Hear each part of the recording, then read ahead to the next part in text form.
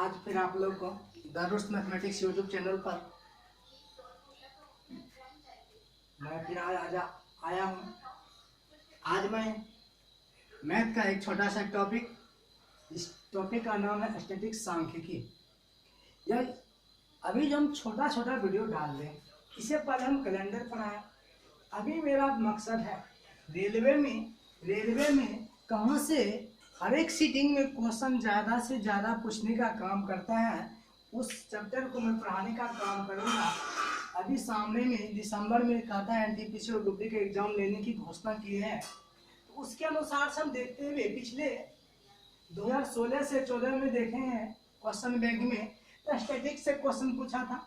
पिछले साल ही 2018 में कैलेंडर से भी क्वेश्चन पूछा था, इसीलिए मैं पहले कैलेंडर पढ़ाया। आप लोग उस 4 वीडियो को पढ़ेगा और कैलेंडर का क्वेश्चन आपसे बनना चाहिए। और लास्ट में हम 3-4 क्वेश्चन दिए थे, आप लोग उसको शायद पढ़े नहीं वो अच्छे से बताए थे आपको। ये क्वेश्चन बना करके आप लोग कमेंट करिएगा। सिर्फ एक लड़का बनाया उस तीनों क्वेश्चन को कमेंट किया है, तो आप लोग ये वीडियो पढ़े तो पूरा पढ़ने का काम करिए। लास्ट में कुछ हम बताते हैं। आज मैं स्टैटिक्स एक सांख्यिकी जो रेलवे के लिए बहुत इंपॉर्टेंट चैप्टर है, फिक्स है कि एनटीपीसी के हर एक सीटिंग में क्वेश्चन इससे आएगा ही आएगा। इसमें हम पढ़ेंगे क्या देखिएगा, इसमें पढ़ेंगे अपना लोग। पहला है मीडियन, पहला है माध्य, इसको मीन कहते हैं, माध्यिका, बहुलक मोड, परिसर प्रसार, परिसर को ही प्रसार करते हैं, इंग्लिश में रेंज करते हैं। फिर विचलन पढ़ेंगे, डिविएशन होता है।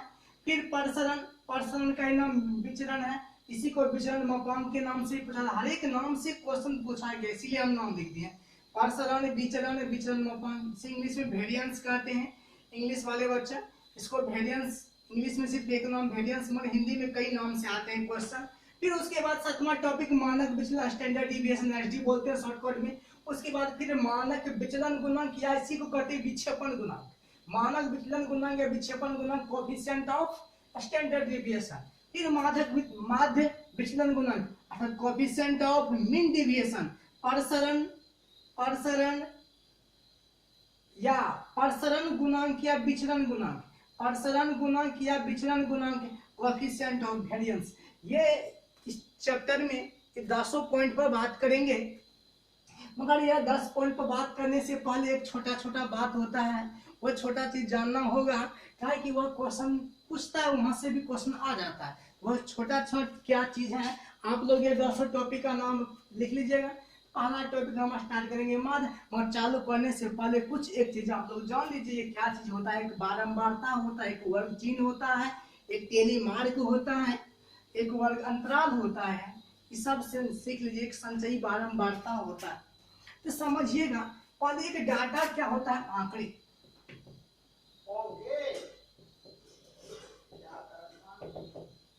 1 2 3 5 6 7 8 ऐसे 9 कुछ मान लीजिए। ये सब क्या है, एक डाटा है।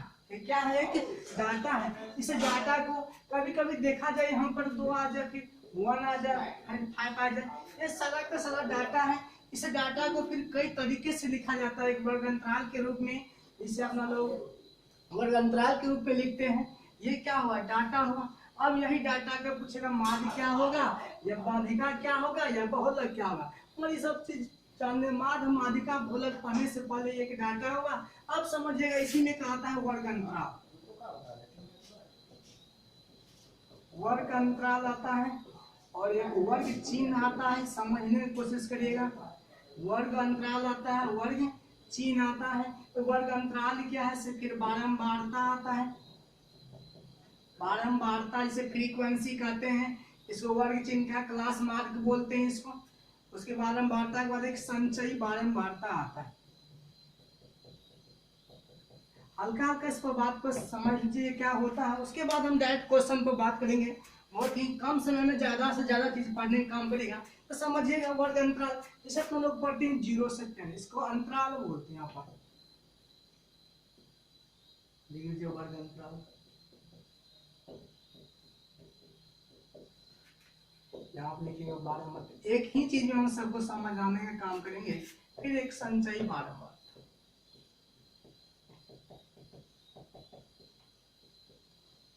अब समझिएगा वर्ग अंतराल, इसे फ्रीक्वेंसी भी बोलते हैं अपन लोग, इसको टैब बोलते हैं। अब देखिए 0 से 10, 10 से फिर क्या 20,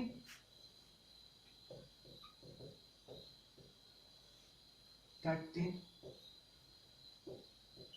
30 से क्या हुआ 40। अब समझिए क्या है, एक वर्ग अंतराल है। अब वर्ग अंतराल में यहाँ पे समझने की कोशिश करिएगा। यहाँ 5 ले लिए, 7 ले लिए,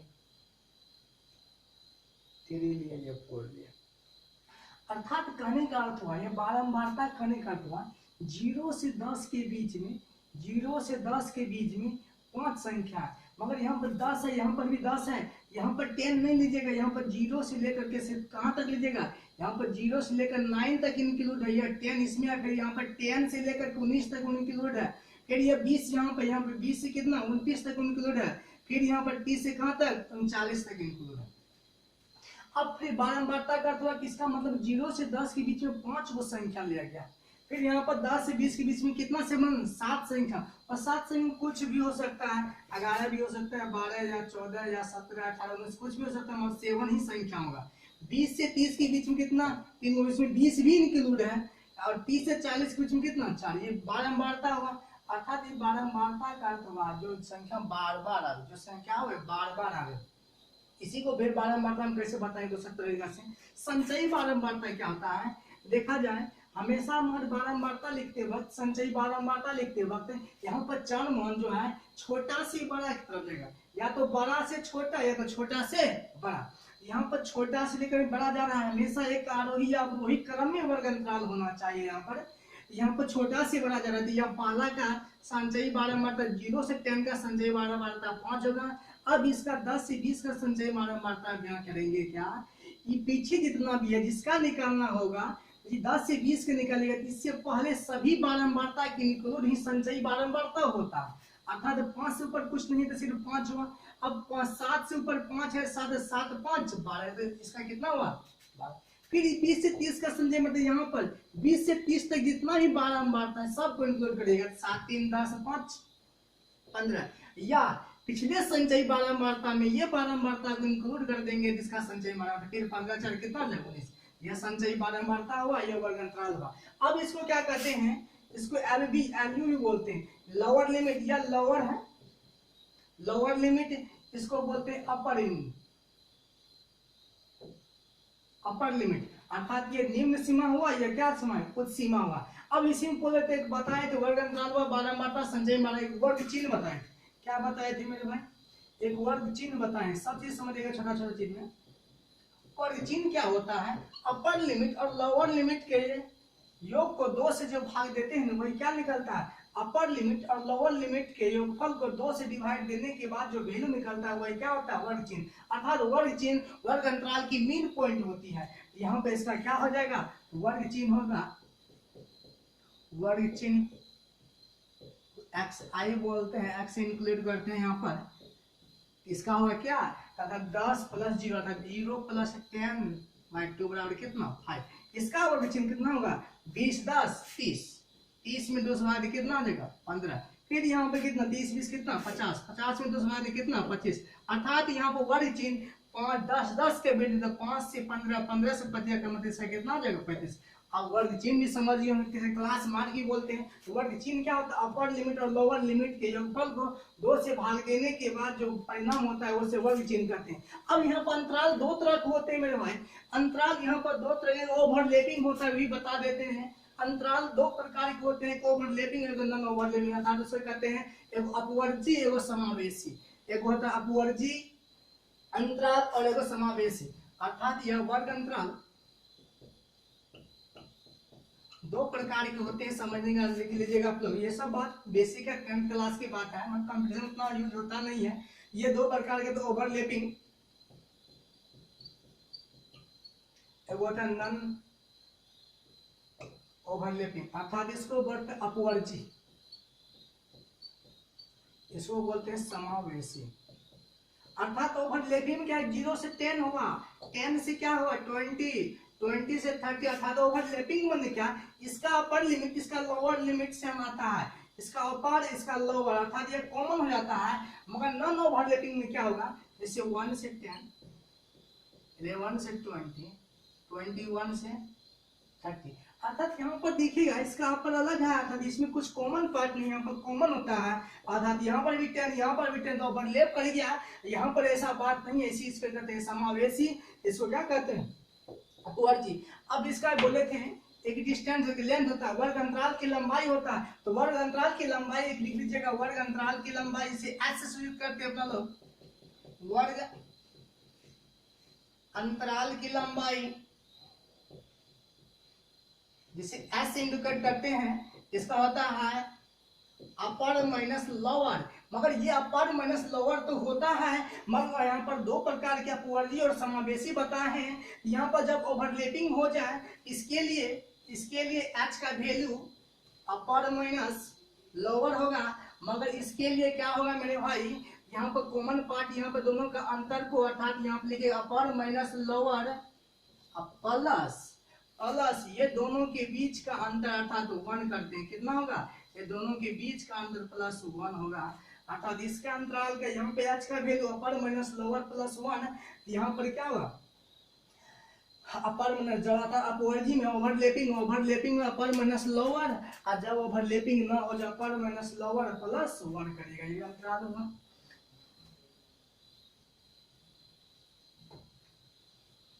अब इतना बात आप सीख चुके हैं, अब हम डायरेक्ट क्वेश्चन पर बात करते हैं। डायरेक्ट हम क्वेश्चन पर चलेंगे, उसके बाद इसका यूज इसीलिए बता दिए, इसका यूज आगे आप लोग पहला वीडियो पढ़ेगा, सेकंड वीडियो जिसे बनाएंगे उसमें इसका यूज करवाएंगे, इसीलिए ये सब बात आप लोग को पढ़ना जरूरी है। इसीलिए आप हेडिंग दीजिएगा मीन। तो माध्य क्या होता है, किसी दिए गए आंकड़े के सभी प्रेक्षणों के योगफल को इन प्रेक्षणों की संख्या से भाग देने के बाद जो परिणाम प्राप्त होता है उसे हम क्या कहते हैं, उसे मीन कहते हैं। इसको x बार से इंडिकेट करते हैं, अर्थात लिखना है सही प्रेक्षणों का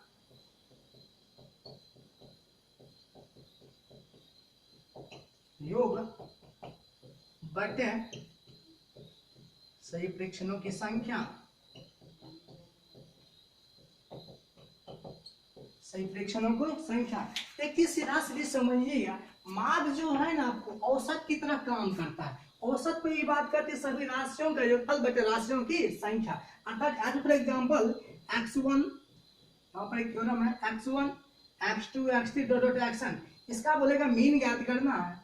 मीन ज्ञात करना, मीन माने माध्य ज्ञात करना है। यहाँ पे क्या करना है, x1 प्लस x2 डॉट कहाँ तक xn बटे 1 2 3 कहाँ तक n संख्या बटे n, यही क्या हो गया मीन। अर्थात मीन यदि वही निकाल सकता है जो एवरेज जानता है, वह मीन आसानी से निकालेगा, यह मीन हो गया।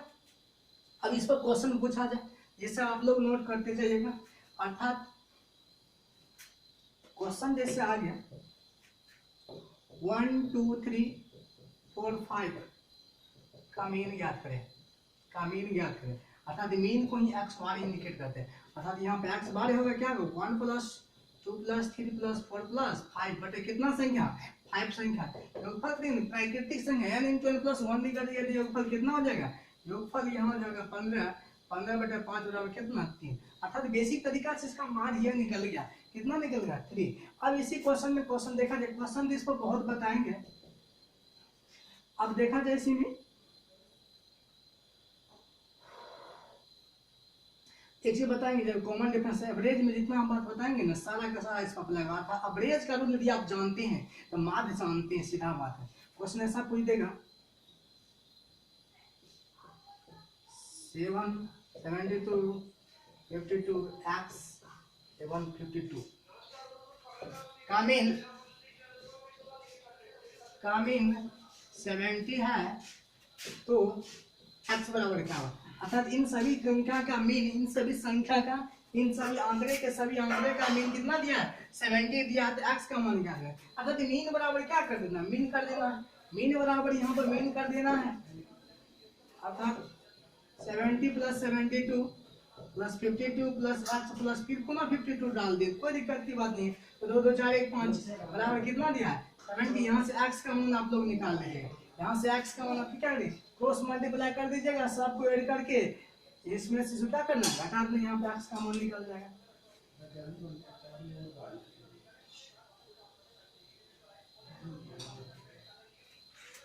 अब समझिएगा, इसमें क्वेश्चन आता है, इसमें क्वेश्चन सब पूछा गया है। एक चीज लिखिएगा, एक चीज यहाँ पे लिखिएगा, क्वेश्चन का आता है जैसे आप लोग को 10 संख्या का माध्य 15 है। क्वेश्चन ऐसा होगा 10 संख्या का माध्य 15 है, 10 संख्या का माध्य 15 है। यदि प्रत्येक संख्या में 2 जोड़ दिया जाए तो नई 10 संख्या का माध्य क्या होगा। इसके लिए एक नोट पॉइंट लिखिए, जैसे कहेगा 10 संख्या का माध्य 15 है। यदि प्रत्येक संख्या में, प्रत्येक 10 संख्या तो 10 को है, 10 को संख्या क्या है पता नहीं है, प्रत्येक संख्या में 2 ऐड कर दिया जाए तो नई 10 संख्या का माध्य क्या होगा। एक नोट पॉइंट लिख लीजिएगा, एक नोट पॉइंट लिखिएगा, यदि n संख्या का माध्य k हो, तब यदि n संख्या का माध्य k हो, तब यदि प्रत्येक संख्या में, में कितना संख्या n संख्या, तब यदि प्रत्येक संख्या में n से, तब प्रत्येक संख्या में n से, n कुछ दूसरा मान लीजिएगा, यहाँ पे x लिखिएगा, प्रत्येक संख्या में यहाँ पे n लिए हैं, तब यदि प्रत्येक संख्या में x से जोड़ घटाओ गुना एवं भाग की क्रिया किया जाए, x से जोड़ घटाओ गुना एवं भाग की क्रिया किया जाए, तब उसके माध्य में भी क्रमशः, k से जोड़ घटाओ k से, तब उनके माध्य में भी क्रमशः k से जोड़ घटाओ गुना एवं भाग की क्रिया किया जाएगा। जैसे क्वेश्चन एक लिख लिया जाए इस पर, जैसे क्वेश्चन लिखिए, क्वेश्चन ऐसे है कि यदि 10 संख्या का माध्य 72 है, यदि प्रत्येक संख्या में 2 से गुना किया जाए, प्रत्येक संख्या में 2 से गुना किया जाए तो नई 10 संख्या का माध्य क्या होगा। तो नई 10 संख्या का माध्य क्या होगा। तो 10 संख्या का रियल में 10 संख्या का मीन कितना दिया हुआ है, 10 संख्या का मीन दिया हुआ है कितना 72। अब प्रत्येक संख्या में 2 से गुना कर दिया जाए, तो प्रत्येक संख्या में 2 से गुना करेगा ना तो नई 10 संख्या बन जाएगा। अर्थात यदि संख्या होगा कोई 5 होगा 10 बन जाएगा, जो 7 होगा तो 14 बन जाएगा, जो 50 होगा तो क्या बनेगा 1.5 बन जाएगा। कहता पर 2 से गुना करें तो नई 10 संख्या बनेगा। नई 10 संख्या का मीन जो हो जाएगा मेरे भाई, अभी लिखा है प्रत्येक में गुना किया जाए तो गुना करेंगे, जो जोड़ा जाए तो जोड़ा जाएगा, घटाया जाए किन में माध्य में, तो 2 से गुना करें कितना जाए 144। ये बात आप समझिए। यदि कहता है कि 2 से जोड़ा जाए, इसमें 2 जोड़ देते हैं, कहता 2 घटाया जाते हैं घटा देते हैं, कहता 2 से भाग दिया गया तो क्या करते हैं भाग दे देते हैं। ये बात आप लोग समझ गए। ये हुआ अपना लोग का, ये हुआ अपना लोग क्या हुआ, ये माध्य हुआ, ये क्या हुआ माध्य हुआ। अब इसी क्वेश्चन में समझने की कोशिश करेगा बहुत जल्दी, फिर अगला वीडियो हम बनाएंगे। दूसरा बात है कि माध्य के बाद माध्यक या माध्यिका, पहला पॉइंट था। फिर दूसरा पेज पर सवाल और चलेगा। लास्ट दिन जब स्टैटिक्स खत्म हो जाएगा तो लास्ट दिन हर एक पर हम सवाल लेके आएंगे। माध्यिका से कहते हैं मीडियन। अब क्या होता है मीडियन, देखिएगा किसी भी आंकड़े जैसे क्या 1 5 2 3 4, इसका क्या कहेगा मीडियन ज्ञात करेंगे। मीडियन देखना, मीडियन क्या होता है, किसी दिए गए आंकड़े को, सर्वप्रथम किसी दिए गए आंकड़े को आरोही या अवरोही क्रम में सजा देने के बाद जो बीच में आंकड़ा होता है, जो बीच में प्रेक्षण आती है, किसी भी दिए गए आंकड़े के सभी प्रेक्षणों को आरोही या किसी दिए गए आंकड़े के सभी प्रेक्षणों को आरोही या अवरोही, मतलब असेंडिंग एवं डिसेंडिंग, आरोही या अवरोही क्रम में सजाने के बाद जो प्रेक्षण मध्य में आता है, यानी बीच में आता है, तब वही प्रेक्षण माध्यिका कहलाती है। तब वही प्रेक्षण माध्यिका कहलाती है। मेरे कहने का अर्थ हुआ, ये एक आंकड़ा दिया हुआ है, यह एक आंकड़ा दिया हुआ है। सर्वप्रथम यदि माध्यिका निकालेंगे, इसको आरोही अवरोही क्रम से देना है। तो पहले हम 1 लिखे, 2 लिखे, 3, 4 और 5। आरोही क्रम में इसको क्या कहें, आरोही क्रम में सजा दे, आरोही क्रम में बढ़ते क्रम सजा दे। तो अब जो होगा इसमें जो बीच में आएगी, जो बीच में आएगा, तो 5 गो में 2 गो इधर 2 इधर, जो बीच में आती है, जो बीच वाला प्रेक्षण होती है, वही क्या होती है, माध्यिका। एक माध्यिका की परिभाषा होती है, जो बीच में आती है वही क्या होगा, माध्यिका। यही हुआ अपना लोग का माध्यिका क्या हुआ, टट्टी। अब इसी का फॉर्मूला जैसा आप जी तो ऐसा हो गया ना, ऐसा देता 1 2 3 4 5 और 6। इसमें 3 उधर 3 उधर, बीच में नहीं। देखिएगा तब क्या होगा, इधर से और इधर से जो बीच में आएगा 2 गो पद, जब अकेला कोई बीच में न आवे, तो बीच में जो 2 पद हो दोनों के योगफल को, तब इसका जो माध्य होगा, तब इसका जो माध्यिका हो, सॉरी, तब इसका जो माध्यिका होगा, बीच वाले 2 गो पदों का योगफल। 3 + 4/2 कितना होगा, 3.5। वो समझे कि ना समझे, ये माध्यिका होगा। फिर इसी पूछेगा अपना लोग का बहुलक, अर्थात इसी का फॉर्मूला लिख देता, सीधा बात है। यदि पदों की संख्या विषम हो, तो पदों की संख्या यहाँ पे जैसे कहें कि 1 2 3 4 5, यहाँ पे n मतलब टोटल टर्म क्या है, n मतलब ऑड है, ऑड नंबर है। 5 गो संख्या ऑड है, टोटल नंबर यहाँ पे ऑड है। यहाँ पर माध्यिका जो बोलता है, यहाँ पे इसका जो फॉर्मूला लिखा देता है आप लोगों को, माध्यिका जो लिखा देता है, किताब में फॉर्मूला लिखा देता है, n + 1 बाय 2वां पद, 2वां पद। अर्थात n माने क्या है, n का मान 5 गो पद, तो 5 + 1 2, तीसरा पद। तो तीसरा पद में तीसरा जगह पर कौन है, तीसरा जगह पर 3 है, तो 3 हो जाएगा। यदि यहाँ पर n की जगह यहाँ पे यदि 6 हो जाए, n की जगह यहाँ पे अगला n की जगह इवन हो जाए, इवन माने क्या, सम हो जाए, तब क्या फॉर्मूला बताता है, जानते हैं, ny 2वां पद प्लस ny 2वां पद प्लस 1वां, इसमें जोड़ के n/2 प्लस 1वां पद, इस सब को जोड़। अर्थात कहने का अर्थ हुआ, यदि यहाँ पर पदों की संख्या 6 है, तो पदों की संख्या का मान 6, तो 6 का था कितना, 3। तीसरा पद प्लस तीसरा होगा 3 + 1 कितना, फिर चौथा, तीसरा प्लस चौथा बटे 2, तो तीसरा पद 3 होगा, चौथा पद भी 4 होगा, 3 + 4/2 फॉर्मूला यही हुआ। अब नहीं तो सीधा अपनी भाषा में जो बीच में आती है वही माध्यिका होती है। जब बीच में ना आवे तो बीच वाले 2 को जोड़ दीजिए, वही माध्यिका। अब क्या होती है, बहुलक। ये सिंपल देखा, कल हम बताएंगे इसको बहुत अच्छे से।